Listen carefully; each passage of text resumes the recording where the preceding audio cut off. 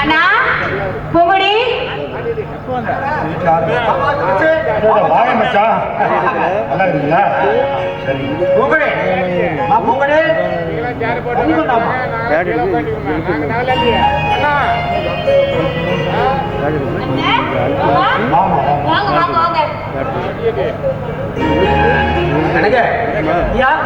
மச்சான என் தங்கச்சி வந்திருக்காங்க.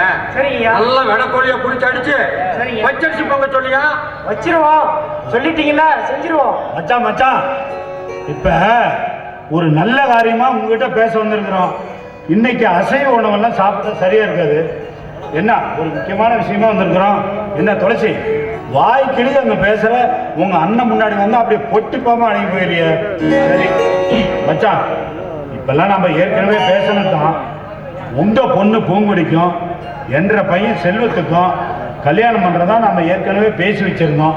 இப்ப அவங்களுக்கு வயசாகிட்ட போகுது, நமக்கும் வயசாகிட்ட போகுது. அவங்களுக்கு ஒரு காலகாலத்தில் கால் கட்டு போட்டலாம்னு நினைச்சு இப்ப நானும் உங்க தங்கச்சும் உங்க வீடு தேடி வந்திருக்கிறோம். நீங்க என்ன சொல்றீங்க? அப்புறம் இன்னொன்னு, ஏன் பையன் நடுப்பையன் கார்த்திக்கும் ஏன் தங்கச்சி பொண்ணு வாசிக்கும் இதே முகூர்த்தத்தில் கல்யாணம் வச்சுக்கலான்னு நாங்கள் பிரியப்படுறோம். இதில் உங்களுக்கு ஏதாவது ஆட்சேபனை இருக்குதா? என்ன சொல்லு துளசி. துளசி, நான் என்ன சொல்றது? என் பொண்ணே விருப்பப்பட்டுட்டா உன் பையனுக்கு, அப்புறம் நான் சம்மதிக்காம என்ன பண்றது? அதட்டலமா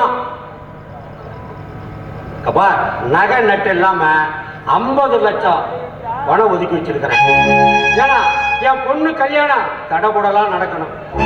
சேலம் வரலட்சுமி மண்டபத்தில் கல்யாணம், இளையராஜா இசை கச்சேரி, மேல வாத்தியம், சாரட்டு வண்டியில தான் ஊர்வலம்.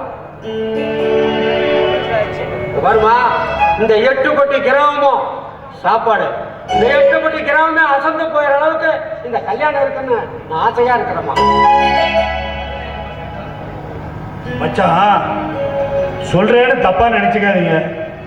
இப்ப உங்களுக்கு இருக்கிற வசதிக்கு கல்யாண செலவுக்கே 1 கோடி ரூபாய் கூட செலவு பண்ற அளவு உங்களுக்கு தகுதி அந்தஸ்தெல்லாம் இருக்குது. அதை நான் ஒன்றும் குறை சொல்லலை.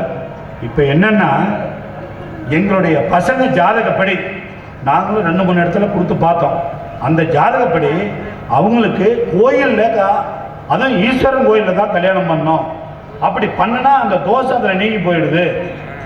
இவங்களுக்கு சீக்கிரமா ஒரே வருஷத்துல குழந்தை குட்டிக்கு பிறக்கிறதுக்கு வாய்ப்பு இருக்குது. அப்படி வசதி வாய்ப்பு இருக்குதுன்னு சொல்லி வேற இடத்துலையோ மண்டபத்திலையோ அங்கேயோ எங்கேயோ ஆடம்பரமா பண்ணா குழந்தையோ பிறக்காதுங்கிற மாதிரி சொல்றாங்க மச்சான். அதை பத்தி தான் நான் கொஞ்சம் கவலையா இருக்கிறேன்.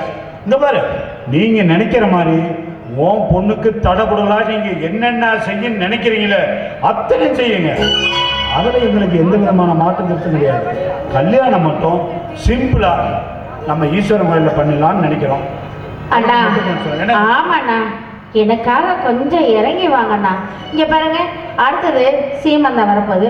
அதுக்கப்புறம் அதோட செலவு இருக்கு, உள்ள பிறக்கும், காது குத்து, அது எதுல செலவு வந்துகிட்டே தானே இருக்கு. அது அப்ப பாத்துக்கலாம்ண்ணா. இப்ப சரின்னு சொல்லுண்ணா. அப்பா, அத்தை மாமாவும் சொல்றது எனக்கும் சரின்னு படுது. ப்ளீஸ்ப்பா ஓகேன்னு சொல்லுங்கப்பா. பூங்குடி, உனக்காக நான் எவ்வளவோ விட்டு கொடுத்துட்டேன். என்ன பண்ணட்டும்? நீ ஒரே பொண்ணு, உன்னை செல்லமாக வளர்த்துட்டேன். மிக சிறப்பாக இந்த கல்யாணம் நடக்கணும் அப்படின்னு ஆசைப்பட்டேன். இருந்தாலும் நீ விருப்பப்பட்ட என் பொண்ணுக்காக விட்டு கொடுக்குறேன். சரிம்மா, கல்யாணம் நடக்கட்டும். ரொம்ப சந்தோஷம் மச்சான். ஆமா பூங்குடி, ரொம்ப சந்தோஷம். சரி மச்சான், வச்சுங்களா? அப்ப நாங்க கிளம்புறோம்ண்ணா.